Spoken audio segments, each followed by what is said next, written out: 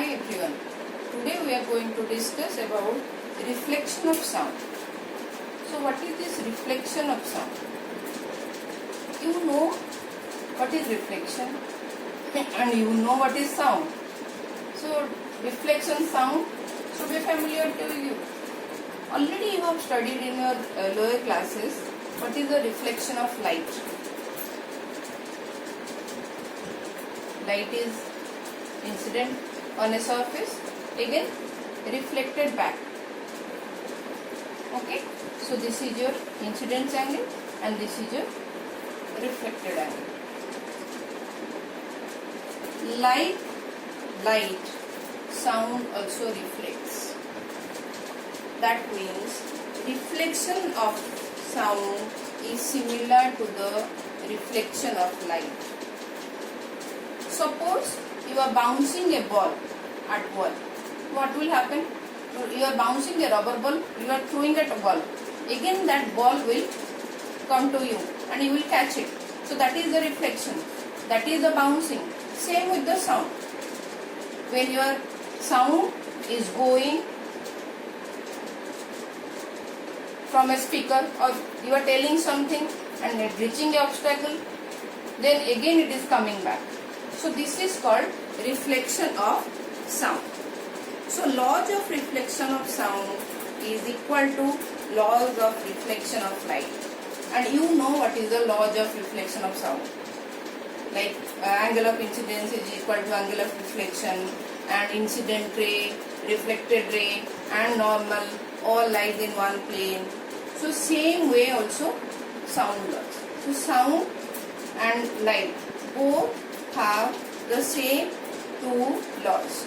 So reflection, laws of reflection of sound is equal to laws of reflection of light. When you are telling something, you can hear your sound. Yes, very well you can hear your sound. That means when you are telling something, suppose you are telling your name, you can hear your sound. When you can hear your sound, that means you can tell why when this reflection is happening or what is happening to this when we are telling something. So there comes a very important topic, that is echo. So today we are going to discuss about echo. What is this echo? When you are telling something or listening something, your brain perceives that for 0.1 second. Very, very important information. That is 1/10 of the second. When you are telling something or listening something, that sound remains in a brain for 0.1 second.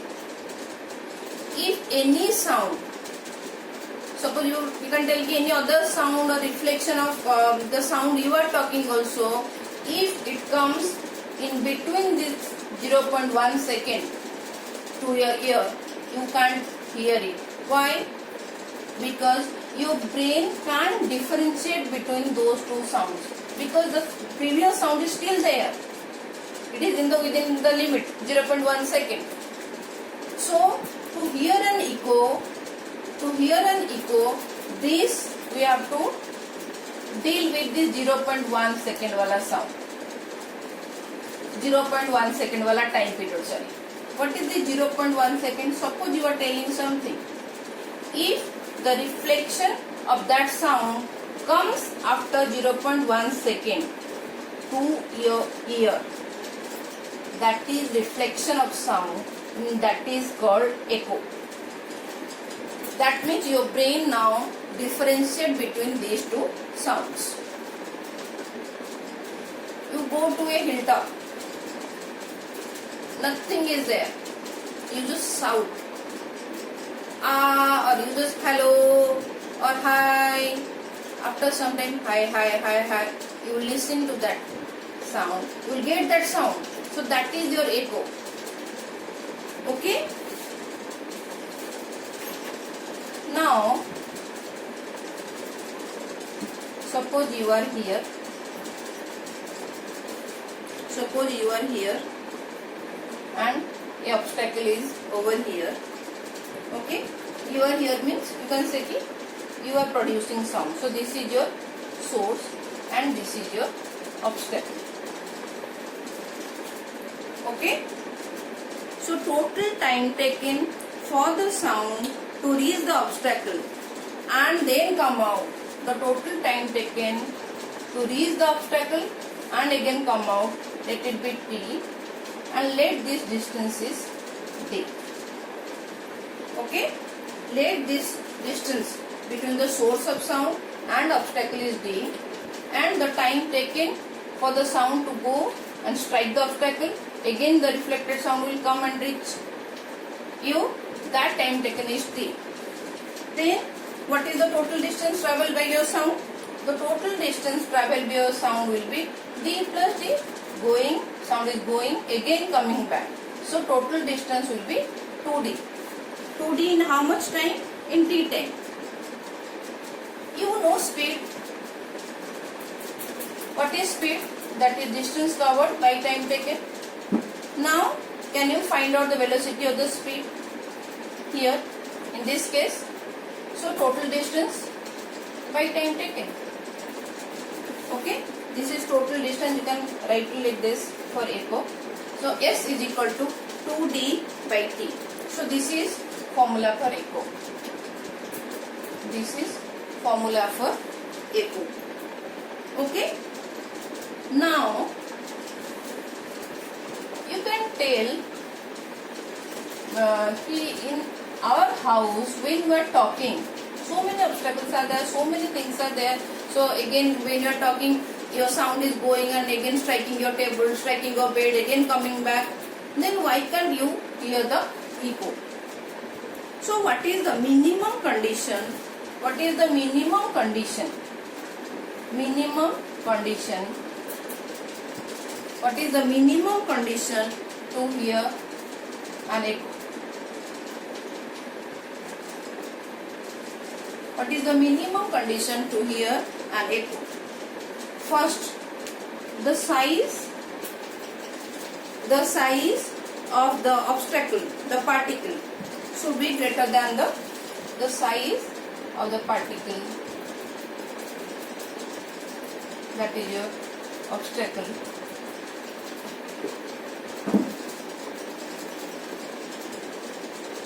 Should be greater than what? Wavelength of sound. Should be greater than wavelength of sound. This is the first condition. Then only you can hear an echo. The size of the particle of the obstacle should be greater than the wavelength of sound. Okay? And second, we have already discussed what is the importance of this 0.1 second. So that means the minimum time interval to hear an echo should be 0.1 second. This is the minimum time interval, T minimum. That means the time interval or the time difference between the original sound and reflected sound should be greater than 0.1 second. The time interval between the original sound and the reflected sound should be greater than 0.1 second. Then only your brain can differentiate. Then only you can hear an echo. And minimum time should be 0.1 second. Okay? And third point will be intensity of sound should be sufficient. Intensity of sound should be sufficient. What does it mean? Intensity of sound should be sufficient. That means you are going to a hilltop and you are saying, hello, can you hear an echo? You have to shout. That intensity has to be sufficient. Then only you can hear an echo. If you are murmuring something, obviously you can't hear an echo. Okay? These are the minimum condition to hear an echo. Okay? I think I am clear on this part. Now we have to calculate what is the minimum condition to hear an echo in air. In air. Minimum condition to hear an echo in air. That first condition will be there, same. The size of the obstacle should be greater than your wavelength of sound. Second, that minimum time interval should be 0.1 second, that means, or it has to be greater than 0.1 second. Third is intensity of sound should be sufficient. But very important one, the fourth one. Okay, what is this fourth one? How to discuss this fourth point now? Before discussing this fourth point, like you can ask, in my house why I can't hear an echo. To hear an echo, there has to be a minimum distance between the source and the obstacle, then only you can hear an echo. Okay, that means you are here and obstacle is here. Distance is d. Distance is d. So the time taken for the sound to travel from you and reach the obstacle, again coming back, okay, that time should be greater than 0.1 second. Okay, then what should be the minimum distance? We have to calculate now what should be the minimum distance required to hear an echo in air. This is a very important question, very frequently comes in exam. Okay, just now we have discussed the echo formula, that is S is equal to 2D by T. We have to calculate this. Okay, we have to calculate this. So this is your speed of sound and we are calculating for air. What is the speed of sound in air? I think in last lecture we have discussed, it is 344 meter per second. Again this value varies from book to book. Somewhere it is 340, somewhere it is 350. So if it is not given in the particular question, so usually in question they will give. If it is not given, it is up to you which book you are following, accordingly you can write. Okay, so we have to calculate D. So what is this D now? So from here 2D is equal to S into T and D is equal to S into T by 2. What is this S? 344. What is your T? 0.1 second minimum time required. Okay, divided by 2. So how much? 2, 1, then 14, 7, 2. So what is your D now? 17.2 meter. So this is the minimum distance between the person or the source and the obstacle. It is the minimum distance between the source and the obstacle to hear an echo in air. So that means, what is the distance sound is traveling? If question comes, sometimes question comes like this. What is the distance covered by sound? Distance covered by sound is going from here, striking, again coming back. That means 17.2 plus 17.2, that is 34.4. This is the distance covered by sound. What is the minimum distance required between the source and the obstacle? That is 7.2 meter. Hope I am clear. You are not confused with this data. So numerical comes based on this echo in exam, and important numerical, very small numericals. I am thinking I will discuss all the numericals and conceptual based questions after I cover the syllabus of sound. I will take another 2-3 lectures maybe, the questions related to school exams and the questions related to all the NTSC or Olympiad exams. So some numerical, some conceptual questions I will discuss when I am finished with the syllabus. Since I have started late, so and exam is getting near, let me finish the syllabus first. Then I can cover the numericals and conceptual based questions. Okay. So we have discussed what is reflection of sound, we have discussed what is echo, we have discussed what is the condition to hear an echo, we have discussed what is the condition to hear an echo in air. Then what is the condition, minimum condition to hear an echo in water? It will be different, definitely it is going to be different. Why? Already we have discussed the speed of sound differs medium to medium. In air, the speed of sound is 344 meter per second. So what is the speed of the sound in water? Again it will differ from book to book. 1440, 1500. So as for that you take your value. So now 1500 meter per second it is the speed of the sound in water.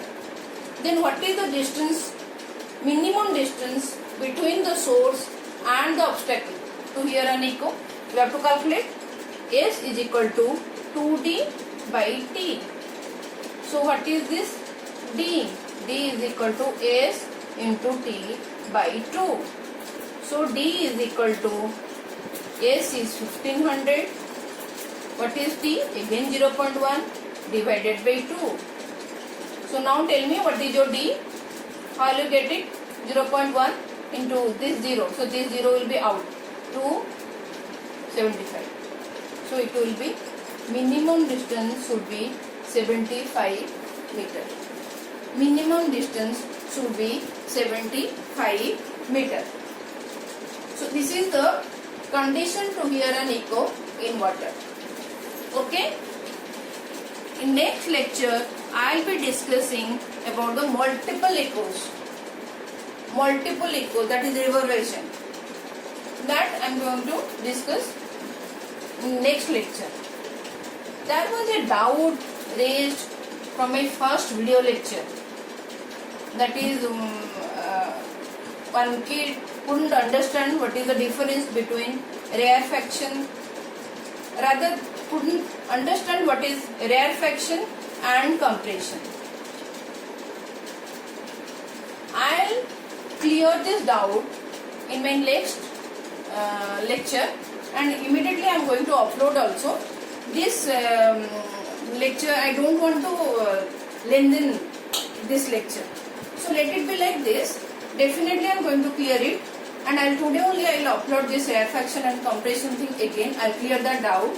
And one more thing I want to tell, any doubt you please raise in the comment section, so that I will get that feedback and I will work on it, and definitely I am going to clear that doubt. Each and every, even if it is a very small doubt also, you must raise your doubt so that I can clarify it. So today we have covered echo. So tomorrow I am going to cover reverberation, that is multiple echo. Thank you.